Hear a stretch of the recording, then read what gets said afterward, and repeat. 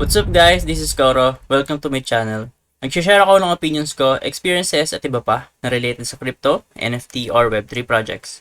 I'm a part of Marites Gaming Guild and Zen Talpakan Guild, mga community na tumutulong para ma-educate ang mga tao about crypto and investing.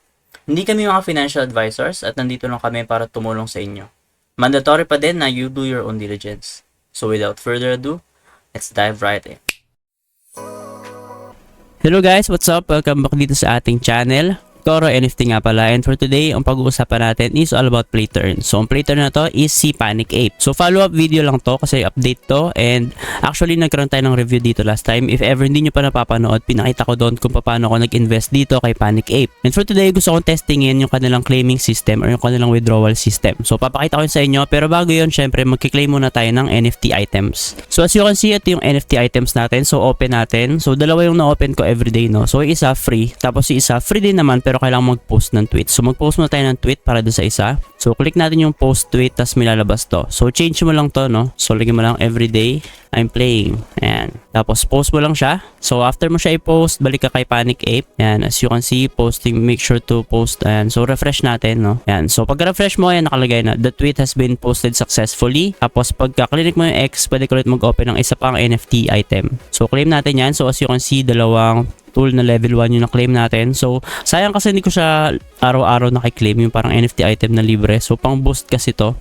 So, you can see ito yung ating items. So, medyo matagal to mag-sync guys. Kailangan mo siyang i-refresh pa minsan-minsan. So, try natin i-refresh para makita natin para... So, as you can see, ayan, meron tayong total items na 4. So, ang gagawin ko nga pala dito guys, bago ako mag-withdraw is magdadagdag ako ng ape. So, ngayon naman, invest ko lang is around mga 20 USD. So, yung 20 USD right now is i-check natin. So, si Panic Ape nga pala, yung kanilang token is ito siya right now. Pero parang nakapeg siya dito, no? As you can see, may equivalent siya na BNB. So, possible na kapag ka nag-claim ka dito sa ilalim, tapos nag-pump siya, ayan, so madodoble yung claim mo. Ayan, so matatime siya dyan. Pero syempre, para safe, pagka-claim nyo, pwede mo na siyang ibenta agad. So ang gagawin natin, i-claim natin, tapos itatry natin i-sell into BNB. Or hayaan na lang natin, pwede nating hayaan. Kasi hindi ko lang alam kung magpapump pa yung mismong token nila na PAPE. So bago ako mag-withdraw, so check muna natin, no, 0.07.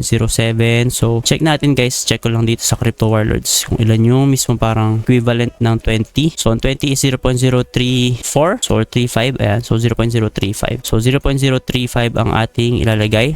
Ayan, 0.035. So, buy tayo. So, click natin to kasi ayoko nung NFT na yun. So, click natin yung buy. Tapos, syempre, may babayaran tayong konting gas fee. So, syempre, kailangan mo siyang approve. Ayan, so, confirm lang natin yan. So, pinakita ko lang to sa unang video natin. Pero, yan, pinakita ko ulit sa inyo na nagdagdag ako ng BNB na invested dito. So, around 70 USDT na yung ano natin, no? Total na na-invest dito kay Panic Ape in BNB. So, check natin yung claim system nila. So, bago tayo mag-claim, refresh muna natin.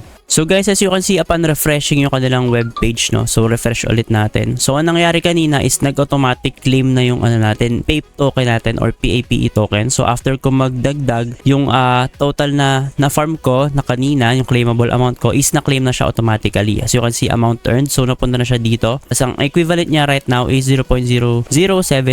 So chinek ko yan sa wallet ko. Ayan, as you can see. So inad ko siya. Ayan, PAPE token. So yung contract address is ilalagay ko na lang sa ating description box.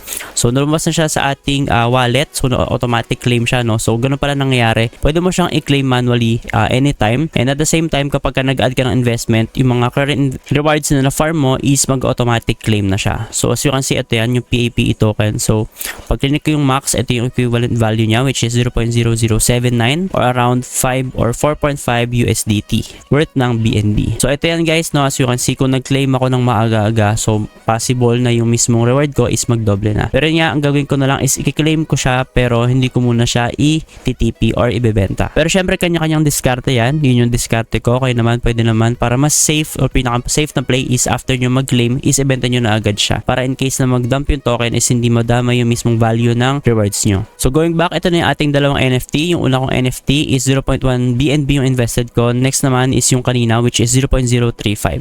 So daily ang daily earn nila is combined. So, everyday naka-earn ako ng gantong value.